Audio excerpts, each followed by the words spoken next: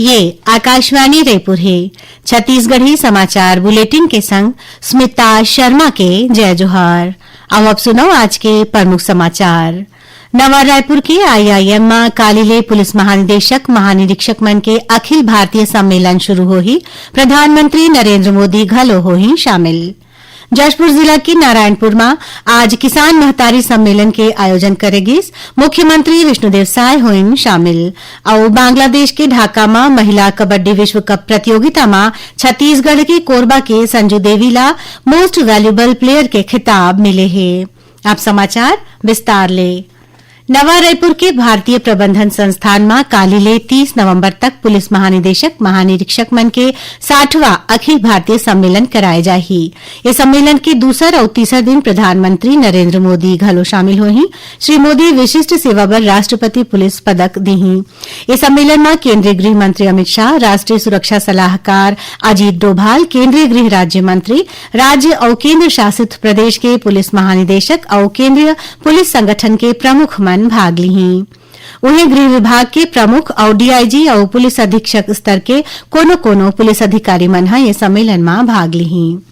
विकसित भारत सुरक्षा आयाम विषय ऊपर होवैया ये सम्मेलन के उद्देश्य अभी तक प्रमुख पुलिस चुनौती ले निपटे में हुए प्रगति के समीक्षा करना और विकसित भारत के राष्ट्रीय दृष्टिकोण के अनुसार सुरक्षित भारत बनाए बर रोड मैप तैयार करना है। सम्मेलन में वामपंथी उग्रवाद, आतंकवाद के मुकाबला, आपदा प्रबंधन में महिला सुरक्षा और पुलिसिंग में फोरेंसिक विज्ञान और एआई के उपयोग जैसन मुद्दाओं पर चर्चा करे जाही। ये सम्मेलन देश भर के बड़े पुलिस अधिकारी और सुरक्षा प्रशासक मन ला राष्ट्रीय सुरक्षा के मुद्दाओं पर विचार विमर्श बर मंच प्रदान करही। ये पुलिस बल बर अपराध ले निपटे के, कानून व्यवस्था बनाए के और आंतरिक सुरक्षा खतरा ले निपटे बर रद्दा दिखाही। नवा रायपुर के भारतीय प्रबंधन संस्थान आईआईएम में कालिले होवैया पुलिस महानिदेशक महानिरीक्षक मन के अखिल भारतीय सम्मेलन की तैयारी लगभग पूरा हो गया हवै। सम्मेलन के सबो तैयारी के कमान इंटेलिजेंस ब्यूरो हा संभाले है। उन्हें स्पेशल प्रोटेक्शन ग्रुप एसपीजी हा कार्यक्रम स्थल के निरीक्षण करिस। रायपुर विमानतल ले नवा रायपुर के आईआईएम तक कड़ा सुरक्षा व्यवस्था करेगी है। प्रधानमंत्री और वीवीआईपी के सुरक्षा ला देखा जिला प्रशासन हा आदेश जारी करत भारी और मध्यम गाड़ी मन के अवई जवई में अस्थायी रूप में रोक लगाए है। कलेक्टर डहर ले जारी आदेश के अनुसार 28 ले 30 नवंबर तक हर दिन बिहनिया 5 बजे ले रतिहा 12 बजे तक नवा रायपुर क्षेत्र के सबो रद्दा में भारी और मध्यम गाड़ी मन के अवई जवई में रोक रही। इस सम्मेलन में पुलिस के आधुनिकीकरण, सुरक्षा तंत्र के मजबूती और नवा तकनीक के उपयोग पर प्रस्तुतिकरण होही।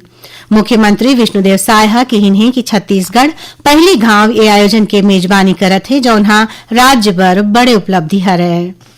जशपुर जिला के नारायणपुर में आज किसान महतारी सम्मेलन के आयोजन करेगी। ये सम्मेलन में मुख्यमंत्री विष्णुदेव साय शामिल हुई और उमनहा किसान और माई लोगिन मन ले गोठ बात करें। ये मौका में श्री साय 80 करोड़ रुपया ले ज्यादा के विकास काम के लोकार्पण और भूमि पूजन करें। कार्यक्रम में मुख्यमंत्री कहिन कि राज्य सरकार किसान और माई लोगिन मन ला आगू बढ़ाए बर काम करत है। उप मुख्यमंत्री और खेल तथा युवा कल्याण मंत्री अरुण साव आज राज्य युवा आयोग के वेबसाइट ला लॉन्च करेंगे। मौका में ओमन कहिन कि ये वेबसाइट ले युवा मन ला युवा आयोग के काम और रोजगार ले जुड़े महत्वपूर्ण जानकारी मिल सकी। ये वेबसाइट में युवा मन अपन सुझाव घलो दे सकी। केंद्र सरकार डहरले लागू 4 ठन नवा श्रम संहिता के आने संगठन मन स्वागत करें है। बालको बेरोजगार संघ के महासचिव सुशील निर्मलकर कहिन कि नवा श्रम कानून ले मजदूर मन के भलाई होही, संगे संग असंगठित क्षेत्र के मजदूर मन घलो एखर दायरा में आही।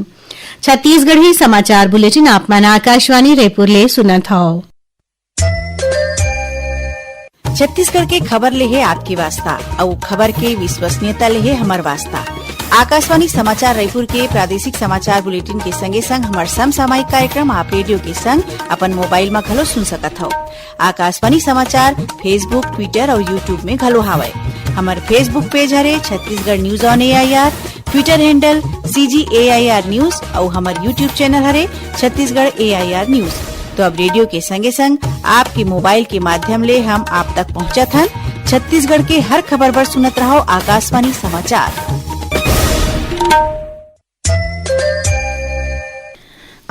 अब आगू बाढ़ो बाचे समाचार को थी। बांग्लादेश के ढाका में 17 ले 24 नवंबर तक राखे गए महिला कबड्डी विश्व कप प्रतियोगिता में भारतीय टीम में शामिल छत्तीसगढ़ के कोरबा जिला के संजू देवीला मोस्ट वैल्यूएबल प्लेयर के खिताब मिले हैं। फाइनल मुकाबला में भारतीय टीम में कुल 35 नंबर मिले, जेमा ले 16 नंबर ला अकेला संजू देवी हा दिवाए हैं। रायपुर में मुख्यमंत्री विष्णुदेव साय ने उनकर निवास में संजू देवी हा भेंट करी। ये दौरान मुख्यमंत्री हा विश्व कप में सुघर प्रदर्शन बर संजू देवी ला अपन शुभकामना दी और कहिन की उनकर उपलब्धि अवैया पीढ़ी ला खेल के क्षेत्र में आगू बढ़े बर प्रेरित करही।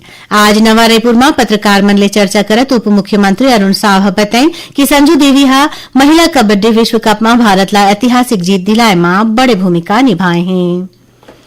रायपुर रेल मंडल में स्वच्छता और कचरा प्रबंधन पर विशेष स्वच्छता अभियान चलाए जावत है।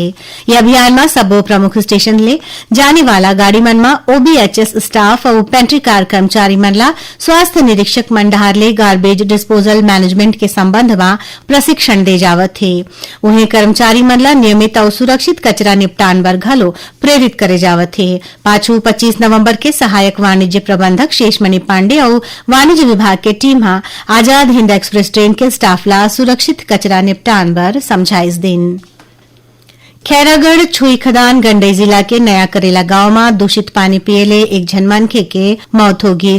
उन्हें करीबन 50 जन ग्रामीण मन बीमार बताए जावत हैं।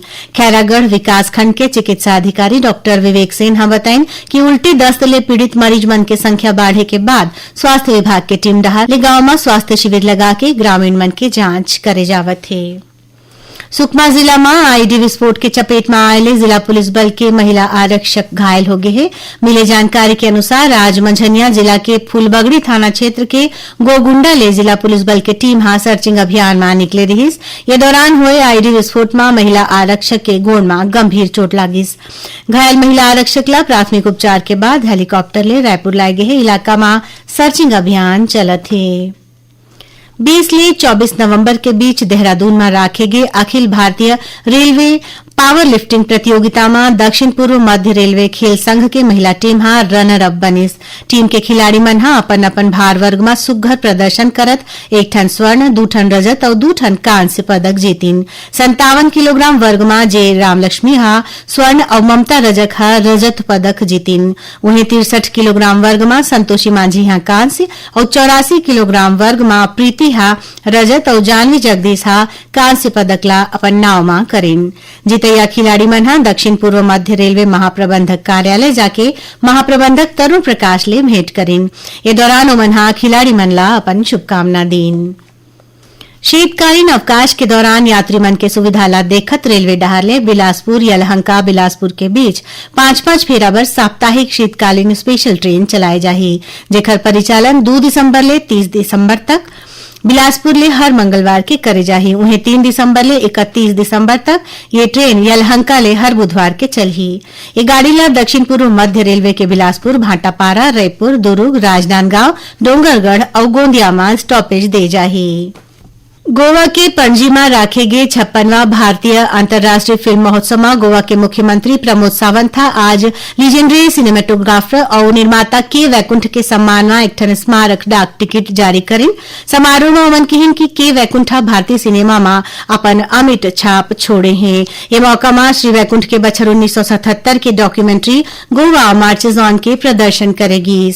आखिर में प्रमुख समाचार एक गांव फिर नवा रायपुर के आईआईएम में कालीले पुलिस महानिदेशक महानिरीक्षक मन के अखिल भारतीय सम्मेलन शुरू हो ही प्रधानमंत्री नरेंद्र मोदी घलो हो ही शामिल। जशपुर जिला के नारायणपुर में आज किसान महतारी सम्मेलन के आयोजन करेगी। मुख्यमंत्री विष्णुदेव साय होइन शामिल और बांग्लादेश के ढाका में महिला कबड्डी विश्व कप प्रतियोगिता में छत्तीसगढ़ के कोरबा के संजू देवी ला मोस्ट वैल्यूएबल प्लेयर के खिताब मिले हैं। एक संग छत्तीसगढ़ी समाचार बुलेटिन यही सिरावत थे। जय जोहार।